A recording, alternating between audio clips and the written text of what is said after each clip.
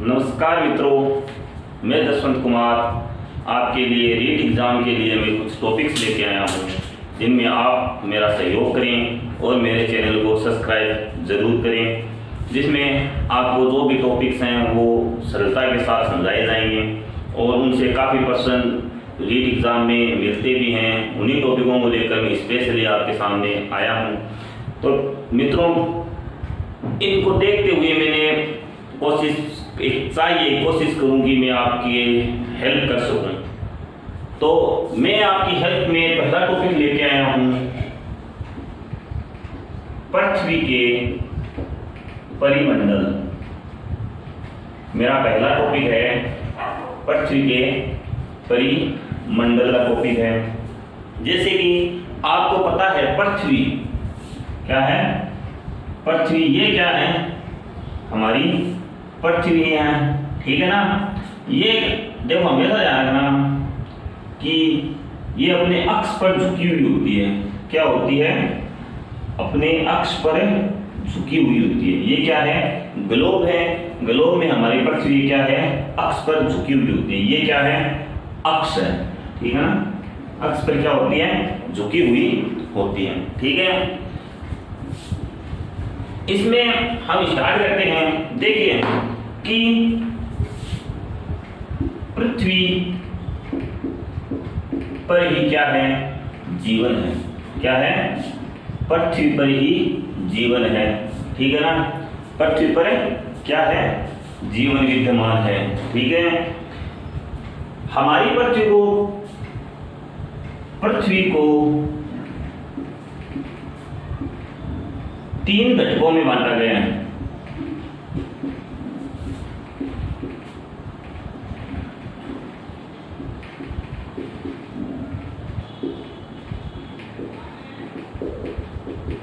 कितने? 3 घटकों में बांटा गया है, जिसमें पहला है वो घटक है भूमंडल। भूमंडल है वो हमारा क्या है? पहला घटक है। दूसरे घटक की बात करें तो दूसरा घटक है वो हमारा है वायुमंडल।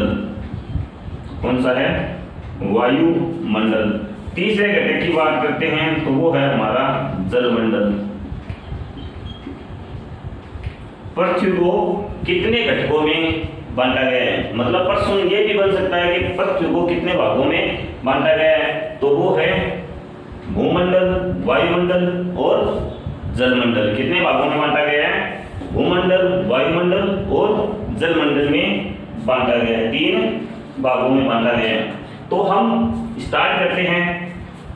इसमें पहला टॉपिक लेते हैं कि भूमंडल। पहला टॉपिक लेते हैं भूमंडल के बारे में हम चर्चा करेंगे। यहां पर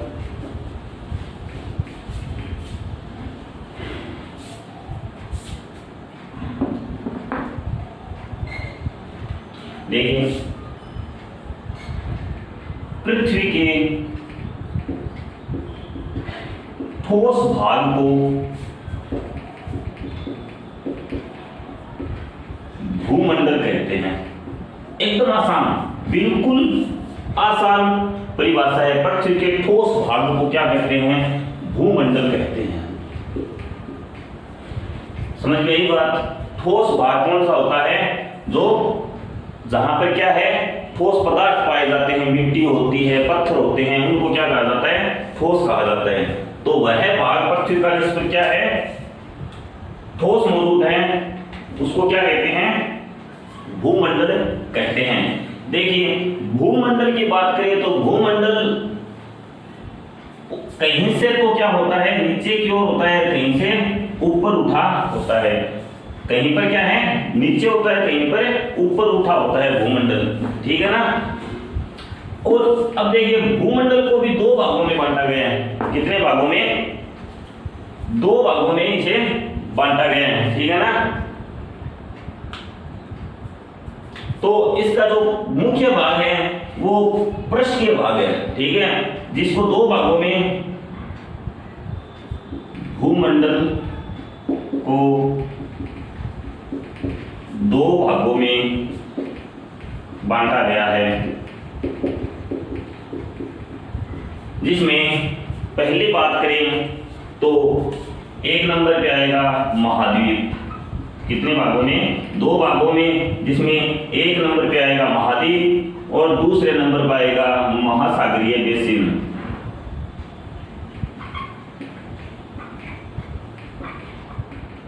कौन सा? महासागरीय बेसिन। पहला है महाद्वीप और दूसरा है महासागरीय बेसिन के बारे में बात करते हैं। अब देखिए, हम इसमें क्या पढ़ा हमने कि पृथ्वी के ठोस भाग को क्या कहते हैं? भूमंडल कहते हैं। भूमंडल को कितने भागों में बांटा गया है? 2 भागों में बांटा गया है, वो है महाद्वीप और महासागरीय बेसिन। देखिए, ये हम जो टॉपिक पढ़ रहे हैं वो एनसीईआरटी के अनुरूप है। किसके अनुरूप है? एनसीईआरटी के हम अनुरूप पढ़ रहे हैं। जो वर्तमान जो किताबें हैं उनके अनुरूप बातें बताई जा रही है। अब हम बात करते हैं सर्वप्रथम महाद्वीप के बारे में। किसके बारे में? महाद्वीपों के बारे में बात करते हैं। तो पृथ्वी पर 7 महाद्वीप हैं। पृथ्वी पर कितने महाद्वीप हैं? 7 महाद्वीप हैं, जिसमें पहला जो महाद्वीप है, सबसे बड़ा महाद्वीप, वो है एशिया महाद्वीप। कौन सा? एशिया महाद्वीप है। दूसरे की बात करते हैं तो दूसरा है अफ्रीका महाद्वीप। कौन सा? अफ्रीका महाद्वीप है, वो पृथ्वी का दूसरा महाद्वीप है। ठीक है। तीसरे की बात करते हैं, तीसरा है उत्तरी अमेरिका। कौन सा? उत्तरी अमेरिका। चौथे की बात करते हैं तो चौथा है हमारा दक्षिणी अमेरिका। और 5वां है अंटार्कटिका। ये शब्द आराम से बोलोगे तभी समझ आता है, अंटार्कटिका। 6वां है यूरोप। 7वां है ऑस्ट्रेलिया।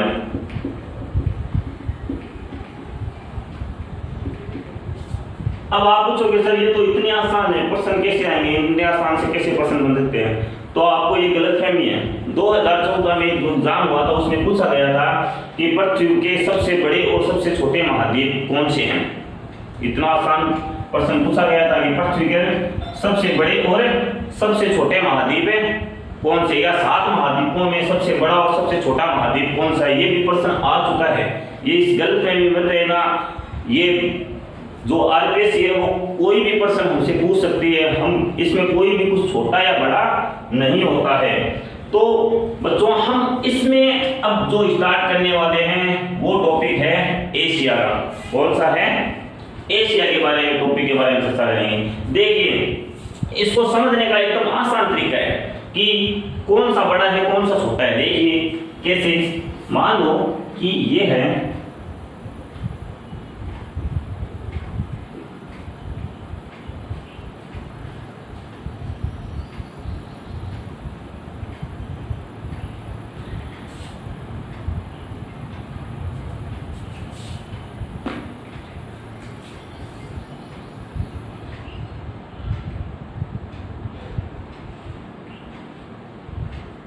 देखिए, ये है अफ्रीका,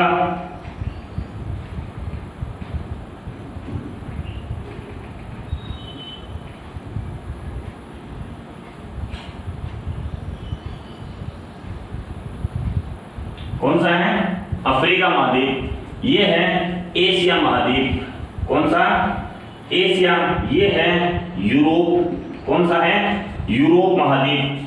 इधर की साइड आएंगे तो इधर की साइड है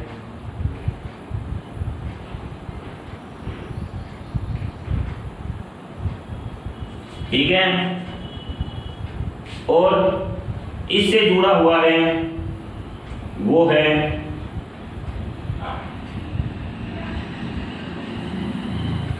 उत्तरी अमेरिका,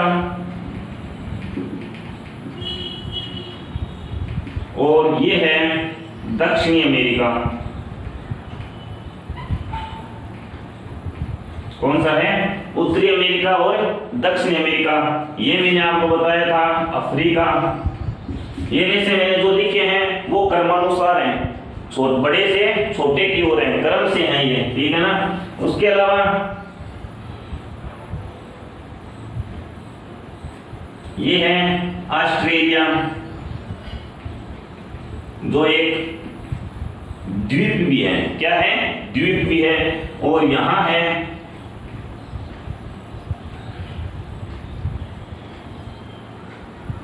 वो है अंटार्कटिका। कौन सा है, अंटार्कटिका। ये देखिए इस प्रकार से आप समझ सकते हैं। देखिए ये हमें क्या दिखाई दे रहा है, सबसे बड़ा दिखाई दे रहा है ना, तो एशिया क्या है, सबसे बड़ा महाद्वीप है, और उससे छोटा है अफ्रीका। अब ये देखिए एशिया और यूरोप दोनों ही लगभग क्या है, मिले हुए हैं। ये यहाँ पर जो ये रेखा है जो मिला रही है उसको हम कहते हैं यूराल पर्वत। कौन सा, यूराल पर्वत के द्वारा एशिया और यूरोप है वो दोनों आपस में क्या है, मिले हुए हैं। क्या है, एशिया और यूरोप दोनों यूराल पर्वत के द्वारा क्या है, आपस में मिले हुए हैं। वैसे बात करें तो ये भी क्या है, मिला हुआ है थोड़ा हिस्सा, किसके द्वारा, लाल सागर, किसके द्वारा, लाल सागर या सुएज नहर के द्वारा, ठीक है ना, किसके द्वारा, लाल सागर या सुएज नहर के द्वारा। ये भी अफ्रीका और एशिया भी क्या है, थोड़ा मिला हुआ है। यहाँ पर क्या है, यहाँ पर है पन्नामा नहर। कौन सा, पन्नामा नहर। ये जल संधि हुई थी, क्या हुई थी, स्थलीय जल संधि हुई थी, जिसके द्वारा उत्तरी अमेरिका और दक्षिण अमेरिका क्या है, आपस में मिले हुए हैं, ठीक है ना। और विश्व का तीसरा सबसे बड़ा महाद्वीप कौन सा है, उत्तरी अमेरिका। विश्व का चौथा सबसे बड़ा महाद्वीप है दक्षिण अमेरिका। विश्व का पांचवा सबसे बड़ा महाद्वीप है वो अंटार्कटिका है। हालांकि ये क्षेत्रफल की दृष्टि से तो काफी बड़ा है, हाँ, लेकिन यहाँ पर क्या है, जो स्थायी निवास है वो लोग नहीं करते हैं। क्या नहीं करते हैं, स्थायी निवास नहीं करते हैं, मतलब हमेशा से वहां नहीं रह रहे हैं। यहाँ पर सिर्फ है वो शोध करने के लिए, किसे, शोध करने के लिए शोधकर्ता यहाँ पर आते हैं। भारत की ओर से भी यहाँ पर शोध केंद्र बनाए हुए हैं जिसका नाम है मैत्री और गंगोत्री। दो शोध केंद्र यहाँ पर भारत की ओर से भी क्या है, बनाए गए हैं, जिनका नाम है मैत्री और गंगोत्री।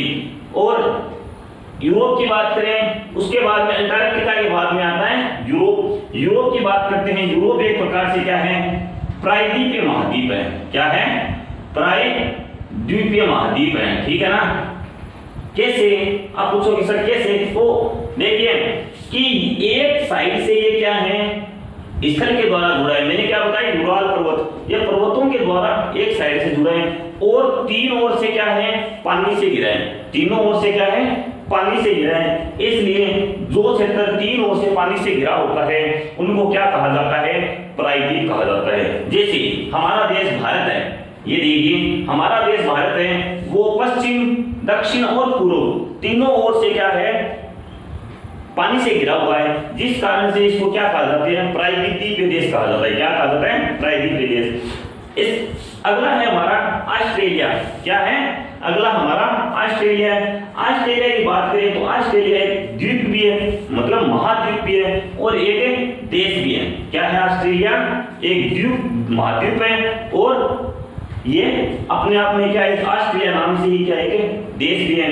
और यह वो महाद्वीप है जो एक प्रकार से द्वीप भी है, जिसके चारों ओर क्या है, पानी है। क्या है, चारों ओर पानी ही पानी है, इसलिए इसे द्वीप भी कहते हैं। अब द्वीप किसे कहते हैं, जो चारों ओर से पानी से घिरा हुआ होता है उसे क्या कहा जाता है, द्वीप कहा जाता है। क्या कहा जाता है, उसे द्वीप कहा जाता है। ये बातें समझ में आ गई आपको, तो अब हम थोड़ा इसके बारे में विस्तार से चर्चा करते हैं।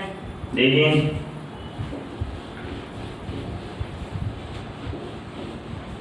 तो हमारा टॉपिक है एशिया।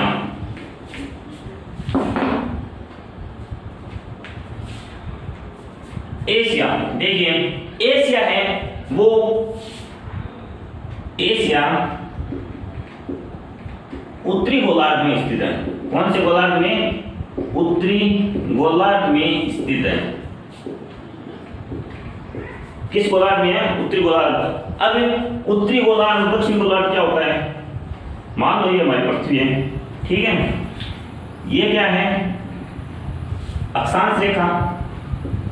कौन सी है, अक्षांश रेखा है। इसे हम 0 डिग्री रेखा भी कहते हैं। क्या कहते हैं, 0 डिग्री रेखा भी कहते हैं। और इसे हम विषुवत वृत्त भी कहते हैं।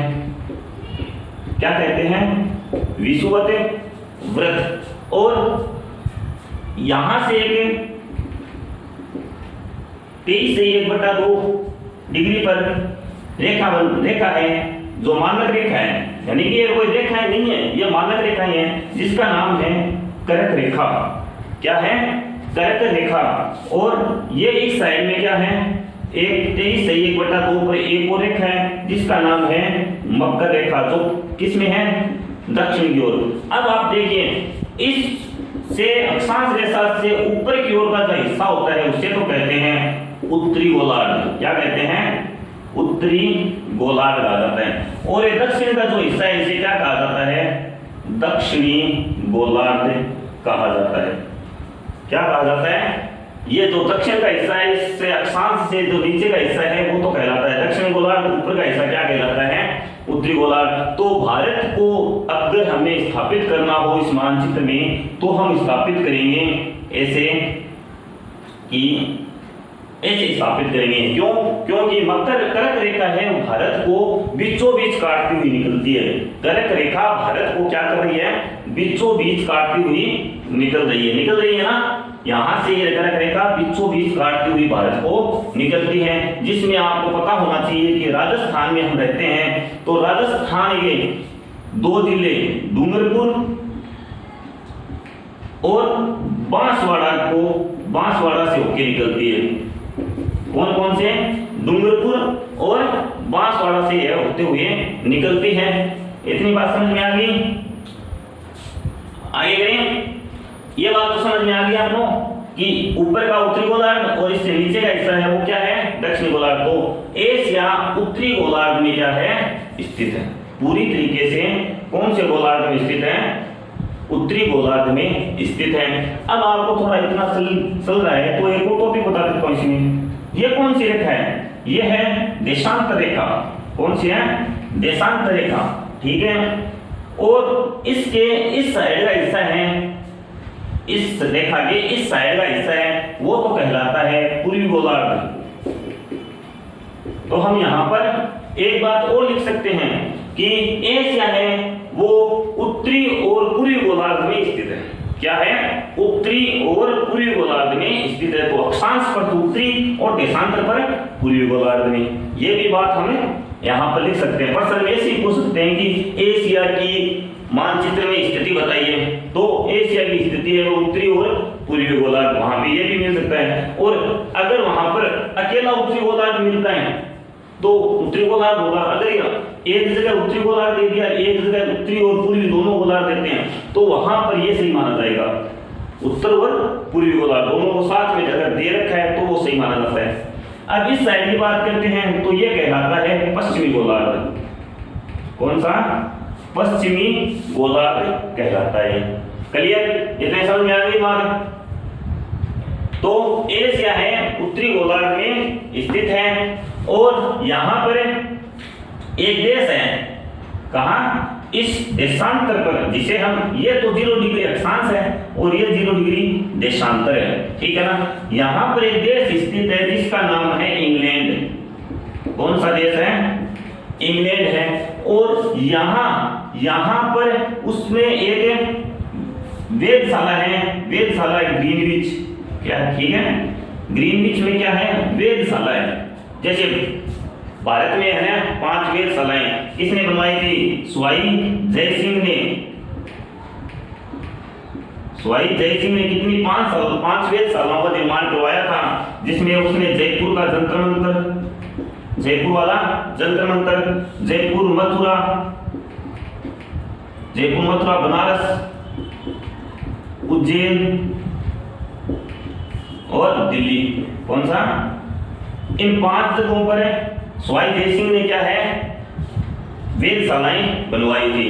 पता है आपको, तो नहीं पता है तो भी आपको याद रख लेना, क्योंकि ऐसे प्रश्न भी पूछे जाते हैं कि जयपुर इसमें सबसे बड़ी वेधशाला है वो जयपुर की जंतर मंतर है। इन 500 वेधशालाओं में सबसे बड़ी कौन सी है? जयपुर की वेधशाला है जंतर मंतर, वो सबसे बड़ी है। ठीक है, तो मैं आपको बता रहा था कि ग्रीनविच शहर है कहां पर? इंग्लैंड में। यह 0 डिग्री के मध्य में स्थित है। किस पर? इस देशांतर पर 0 डिग्री के क्या है? मध्य में स्थित है। तो विश्व का मानक समय किससे माना जाता है? ग्रीनविच शहर से माना जाता है। क्या है? विश्व का मानक समय है वो किससे माना जाता है? ग्रीनविच शहर से माना जाता है। इस बात का भी आप नोट कर देना।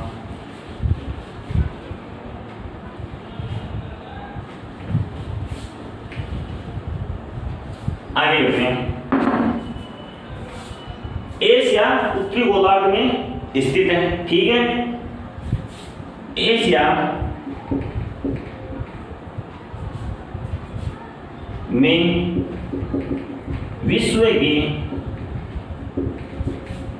सबसे ज्यादा जनसंख्या निवास करती है। एशिया में विश्व की सबसे ज्यादा क्या है? जनसंख्या निवास करती है। सबसे ज्यादा जनसंख्या है। क्यों है?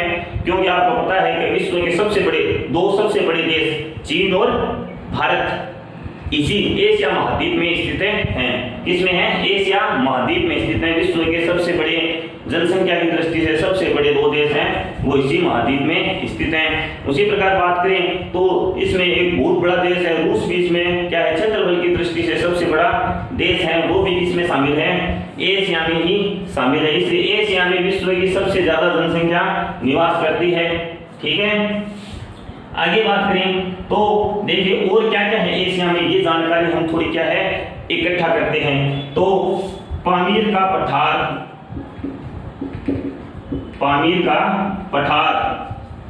ठीक है ना, विश्व का पामीर का पठार जो विश्व का सबसे ऊंचा पठार है। क्या है? विश्व का सबसे ऊंचा पठार है वो कहां पर स्थित है? एशिया में स्थित है, जिसे विश्व की छत कहा जाता है। क्या कहा जाता है? विश्व की छत कहा जाता है। किसको? पामीर के पठार को विश्व की क्या कहा जाता है? छत कहा जाता है। क्लियर? आगे बात करें तो आगे बात करते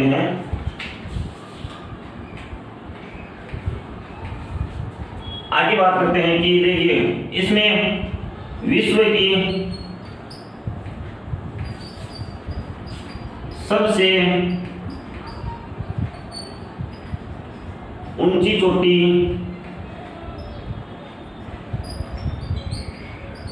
माउंट एवरेस्ट, जिसकी लंबाई कितनी है? 8,848 मीटर है। कितनी है? 8,848 मीटर है। वो कहाँ स्थित है? वो है एशिया महाद्वीप में। कहाँ है? एशिया महाद्वीप में है ये। समझ आ गई बात? ये कहाँ है? एशिया महाद्वीप में है ये। ठीक है, तो एशिया उत्तरी गोलार्ध में स्थित है। एशिया में विश्व की सबसे ज्यादा जनसंख्या निवास करती है। पामीर का पठार जो विश्व का सबसे ऊंचा पठार है वो कहाँ स्थित है? एशिया में स्थित है। ठीक है ना?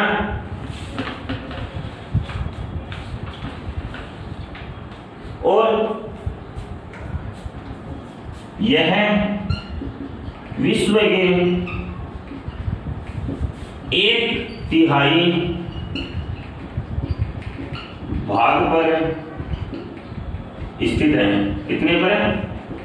1/3 भाग पर फैला हुआ। पूरा जो विश्व है ना उसके 1/3 भाग पर क्या है? ये फैला हुआ है। अगर हम 1/3 मतलब 3 हिस्से करते हैं 100% के, क्या करते हैं? 100% के 3 हिस्से करते हैं, तो उस एक भाग में क्या है? ये एशिया है वो फैला हुआ है। इसके बारे में और चर्चा करें तो यहां पर एशिया का सबसे नीचा गर्त मृत सागर है। कौन सा है? मृत सागर है। एशिया का सबसे निचला ग्रह कौन सा है? वो है मृत सागर। इतनी बात समझ में आई आपको? इतनी बातें समझ में आ रही है क्या?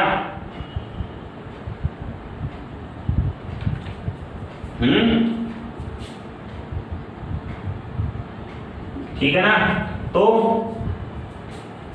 एक बात और लिख देते हैं, एशिया और यूरोप को विभाजित, सॉरी यहां लिखते हैं, एशिया और यूरोप को विभाजित करती है, जिसका नाम है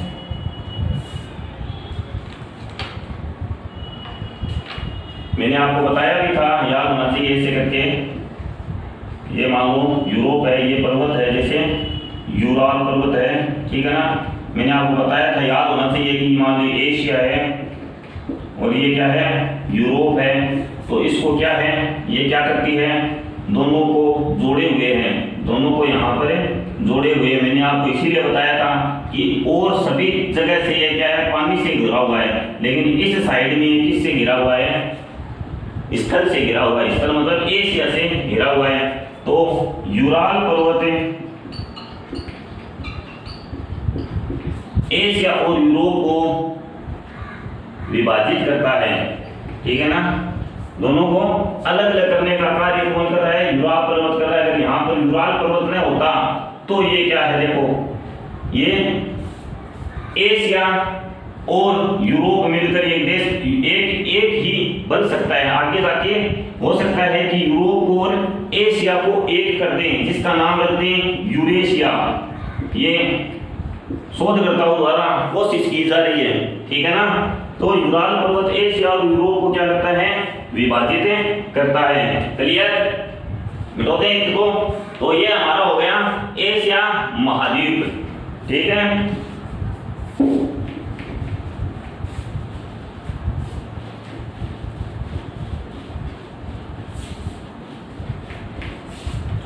इससे आगे चलते हैं। तो अगला हमारा टॉपिक है, वो है अफ्रीका, विश्व का दूसरा सबसे बड़ा देश, महाद्वीप, सॉरी, विश्व का दूसरा सबसे बड़ा महाद्वीप कौन सा है? अफ्रीका है। अफ्रीका की बात करें तो अफ्रीका और एशिया को मैंने अभी बताया था आपको कि कौन जोड़े हुए हैं? लाल सागर और श्वेत नहर है, वो एशिया को और यहाँ अफ्रीका को क्या है? ये जोड़े, ये क्या है? जोड़े हुए हैं, ठीक है ना? ऐसे ये जोड़े हुए हैं। कौन सी? श्वेत नहर और लाल सागर है, ये दोनों एशिया और अफ्रीका को जोड़े हुए हैं। यहाँ पर विश्व की सबसे बड़ी लंबी नदी, विश्व की सबसे लंबी नदी नील नदी भी यहीं से होकर गुजरती है। किसमें है? अफ्रीका में है। विश्व की सबसे लंबी नदी अफ्रीका महाद्वीप पर है, ठीक है ना? और बात करते हैं अफ्रीका की, तो एक बात ध्यान रखना कि ये मान लो अफ्रीका है, तो अफ्रीका एक ऐसा महाद्वीप है जिस पर कर्क रेखा भी निकल रही है, विषुवत रेखा भी निकल रही है और मकर रेखा भी निकल रही है। कर्क, विषुवत और मकर रेखा। तो हम ये कह सकते हैं ये अफ्रीका महाद्वीप ऐसा इकलौता महाद्वीप है जिसपे कर्क रेखा, विषुवत और मकर रेखाएं तीनों क्या करती हैं? होकर गुजरती हैं, ठीक है ना? ये भी प्रश्न अच्छा बनता है कि ऐसा कौन सा महाद्वीप है जिसपे कर्क, मकर और विषुवत तीनों रेखाएं गुजर रही हैं? तो वो कौन सा है? अफ्रीका महाद्वीप है, ठीक है? इतनी बात समझ में आई? या और समझाएं इसको? देखिए, अफ्रीका महाद्वीप यह है मध्य में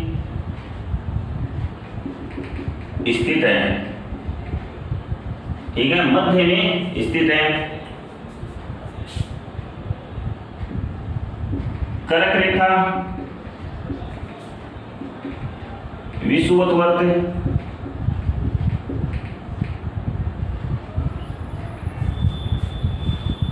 और मकर रेखा इससे होकर गुजरती है।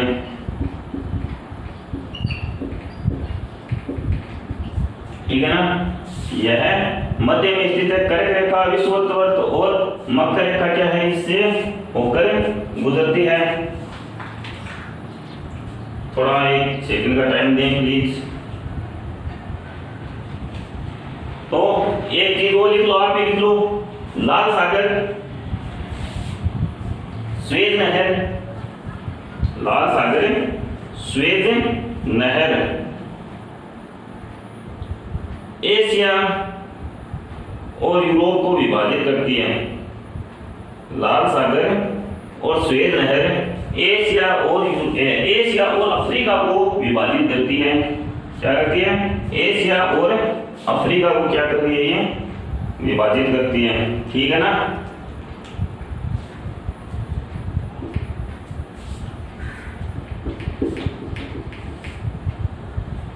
तो लिखेंगे लाल सागर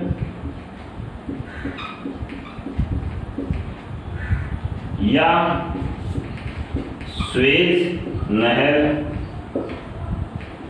एशिया और अफ्रीका को विभाजित करती हैं। ठीक है ना। किसको कर रही है? एशिया और अफ्रीका को क्या कर रही है? ये विभाजित कर रही है। ठीक है ना।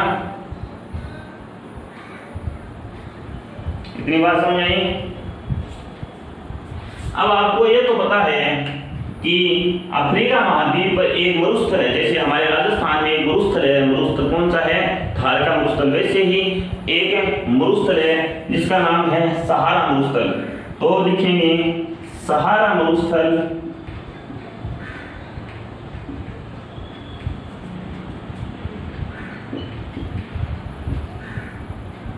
अफ्रीका महाद्वीप पर स्थित है। ठीक है। यह है मरुस्थल विश्व का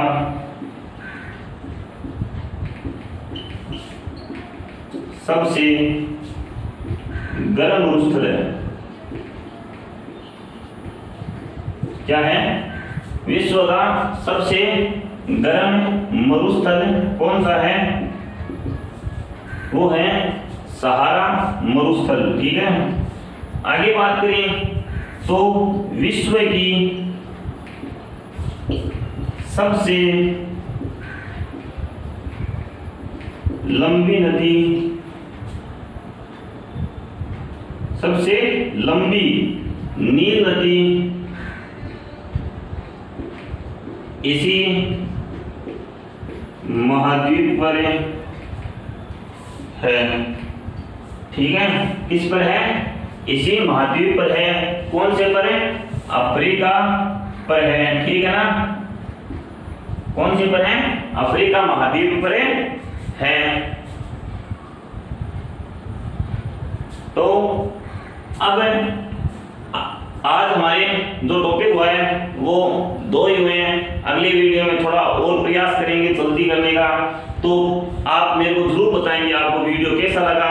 कुछ कमियां हैं तो उन कमियों को उजागर कीजिए। हम कोशिश करेंगे कि उन कमियों को हमेशा के लिए दूर किया जाए। कमियां सब में आती हैं और कोशिश ये रहेगी कि कमियां आपके पास नहीं आए। जो मुख्य बिंदु हैं आपको करवाए जा रहे हैं। अन्यथा आप मुझे एडवाइस दे सकते हैं। ठीक है। आज के लिए काफी। नमस्कार। चैनल को सब्सक्राइब जरूर करें, वीडियो को लाइक जरूर करें। मैं आपका जसवंत कुमार आपके लिए नई वीडियो को लेकर जल्द ही हाजिर हूँगा।